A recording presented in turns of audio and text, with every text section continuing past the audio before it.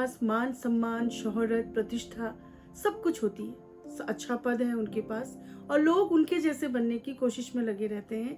ऐसे लोगों को अमूमन सफल व्यक्ति कहा जाता है। लोग उनसे जलन करते हैं, परंतु क्या इन्हें सफल वाकई में कहा जा सकता है? सफलता के मायने क्या है? क्या वचन इस बारे में कुछ प्रकाश डालता है? आइए देखते हैं। प्रियो, बाइबल में एक आदमी का जिक्र है। वो छोटा तो था, लेकिन प्रतिष्ठा बहुत बड़ी थी। छोटे का मतलब मेरा नाटेपन से है, शरीर में छोटा था, नाटा था वो, लेकिन प्रतिष्ठा, मान सम्मान, शोहरत, पद सब कुछ था उसके पास। लोग उससे डरते थे। एक डर होता है जो सम्मान के साथ आता है, परंतु एक डर वो भी होता है जैसे डॉन का डर, गुंडों का डर। और लोग उससे डरते थे एक गुंडे के रूप में कि ये आके हमारे घर को तहस नहस कर देगा। लोग उसकी छाया से भी कतराते थे। कौन था ये व्यक्ति? अब तक तो आप समझ गए होंगे।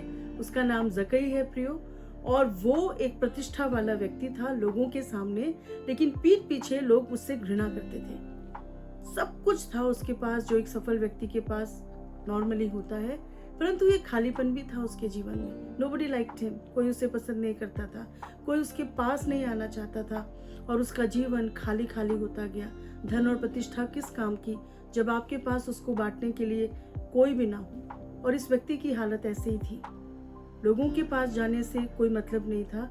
यह व्यक्ति रोमी साम्राज्य के द्वारा नियुक्त किया गया एक ऐसा व्यक्ति था जो टैक्स कलेक्टर था, यानी कि चुंगी लेने वालों का सरदार।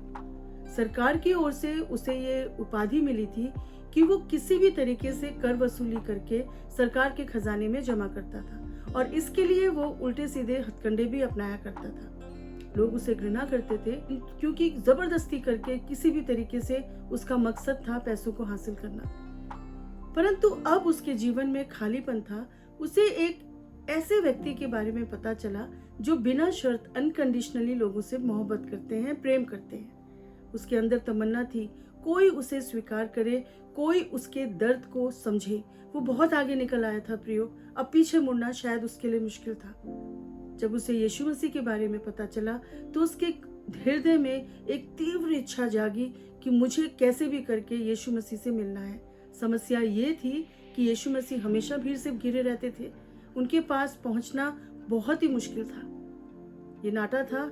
इंडिविजुअली यानी व्यक्तिगत रीति से तो लोग इसका कुछ नहीं बिगाड़ सकते थे, लेकिन यदि ये भीड़ को चीरता हुआ यीशु मसीह के पास आएंगे तो हो सकता है लोग इसको कुचल के मार डालें, बिकॉज दे हेटेड हिम।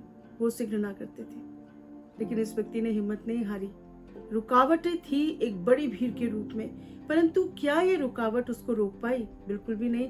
सोचता रहा क्या करूं क्या ना करूं, और उसने आखिर में उसका एक समाधान ढूंढ ही निकाला। उसको पता चला यीशु मसीह किस रास्ते से गुजरने वाले हैं, तो उसने अपने मान सम्मान प्रतिष्ठा की परवाह ना करते हुए एक पेड़ को चुना। एक ही मकसद था प्रियो। उसे पता चला यीशु मसीह किस रास्ते से गुजरने वाले हैं, तो उसने अपने मान सम्मान, पद और प्रतिष्ठा की परवाह किए बगैर सोचा कि मुझे कैसे भी करके यीशु से मिलना है, और समाधान के रूप में वो एक गूलर के पेड़ में पहले से चढ़ गया। कितना पहले वो चढ़ा होगा जरा सोचिए, क्योंकि यदि उसी समय चढ़ता तो संभव ही नहीं था। बहुत भयंकर भीड़ यीशु के आसपास होती थी और आगे पीछे चारों ओर भीड़ हुआ करती थी, तो बहुत पहले शायद वो गूलर के पेड़ पे चढ़ के बैठा होगा और अपने आप को संभाल के वहां पे रखा हुआ था कि यीशु मसीह आएंगे तो मैं एक झलक यीशु मसीह की देख लूं। लेकिन क्या यीशु मसीह उसमें इंटरेस्टेड थे? इतने सारे लोग हैं, कौन ऊपर चढ़ के यीशु मसीह किसको देखने वाले? इतने सारे लोग थे।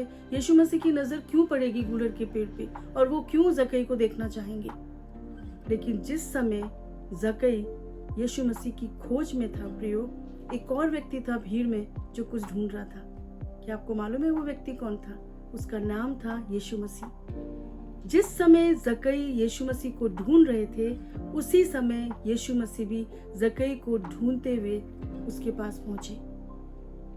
यीशु मसीह यरूशलेम जाने की जल्दी में थे, परमेश्वर के पुत्र थे वो, तो उनका सम्मान होना था, और ये बात यीशु मसीह को पता थी। ही वॉज इन अ हरी, बहुत काम था यीशु मसीह को। लेकिन उन्होंने रुक के जकई से बोला, जकई नीचे उतरा, मुझे तेरे घर में भोजन खाना है।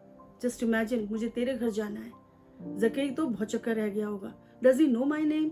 क्या इन्हें मेरा नाम पता है? और वो फटाफट कूदा या जंप मारा या फिर नीचे उतरा, I don't know what he did, लेकिन कुल मिला के उसने उस अपॉर्चुनिटी या अवसर का पूरा पूरा फायदा उठाया। ही टुक जीसस होम, फटाफट यीशु मसीह के साथ घर में गया। क्या होता है जब यीशु मसीह आपके जीवन में आ जाते हैं तो प्रियो, nobody told him what to do. किसी ने नहीं बोला उसको क्या करना है क्या नहीं करना है। परमेश्वर की आत्मा ने उसको छुआ और उसने बोला, मैंने जिसके साथ गलत किया है मैं उसको चौगुना फेर दूंगा। और उसने कहा, मैं अपनी आधी संपत्ति कंगालों को दे दूंगा।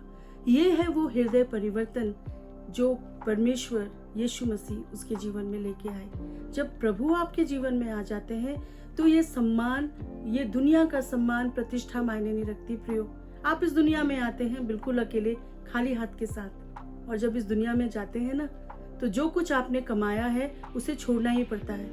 आपके पास दो ही ऑप्शंस हैं, या तो जो कमाया है, जो आपके पास धन संपत्ति है, उसको बांट दे, लोगों के कामों में लगा दे, या फिर उसको छोड़ के चले जाएं उन हाथों में जिन्हें शायद आपकी परवाह भी ना हो। ऊपर ले जाने की सुविधा किसी को भी नहीं है।